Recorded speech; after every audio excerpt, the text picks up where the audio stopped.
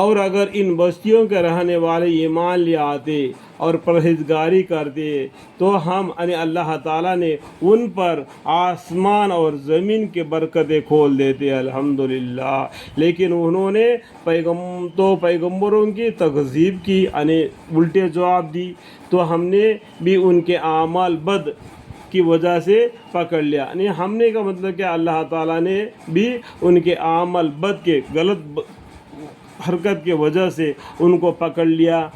کیا پھر بھی ان بستیوں کے رہنے والے اس بات سے بے فکر ہو گئے ہے کہ ان پر بھی ہمارے عذاب یعنی اللہ تعالیٰ کا عذاب شب کے وقت آ پڑے، جس وقت وہاں پڑے سو رہے ہو؟ اور کیا ان موجودہ بستیوں کے رہنے والے اس بات سے بے فکر ہو گئے کہ یہ ان پر ہمارا عذاب دن دوپہر آ پڑے، جس وقت کہ وہ اپنے یعنی قصوں میں مشغول ہو؟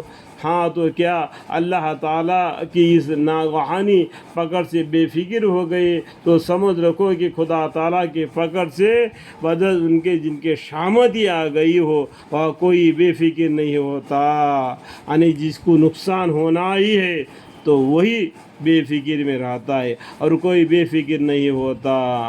اس طریقے سے اللہ تعالیٰ نے ان کو ڈھیلے دیتے گیا، سمجھاتے گیا، نہ ماننے پر اللہ تعالیٰ نے ان کو سزا میں مبتلا کر دیا، اور شامت اسی کو اللہ کے عذاب پکڑتی ہے اور کوئی فکر نہیں کرتا، جو فکر نہیں کرتے۔ اللہم اغفر لی، اللہم اغفر لی۔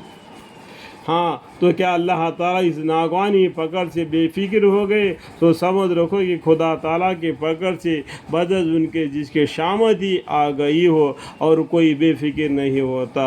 اور ان گزشتہ زمین پر رہنے والوں کے بعد جو لوگ اب زمین پر بجائے ان کے رہتے ہیں، کیا ان واقعات مذکورہ نے ان کو یہ بات مہنوز نہیں بتلائی کہ اگر چاہتے تو ان کو ان کے جرائم کے سب ہلاک کر ڈالتے، اور ہم ان کے دلوں پر بند لگائے ہوئے ہیں، اسے وہ سنتے نہیں۔ ان مذکورہ بستیوں کے کچھ قصے ہم آپ سے بیان کر رہے ہیں۔ دیکھو، اس سے پہلے زمانے میں گزر گئے قصے کہانیاں بنا کر قرآن کے ذریعہ ہم کو بتلاتے تاکہ ہدایت پکڑے۔ یہ جو لوگ نافرمانی کرنے والے ہیں ان کو اللہ تعالیٰ نے کس طریقے سے عذاب دے دیا۔ جو فرمانبردار تھے، پیغمبر کو حکم کو مانتے تھے، اللہ کے حکام کو پر ایمان لاتے تھے، ان کو اللہ تعالیٰ نے کس طریقے سے بچا لیا۔ یہ قصے کہانیاں ہم کو قرآن کے ذریعہ بتلاتے تاکہ تم نصیحت حاصل کرو۔ اللہم اغفر لی۔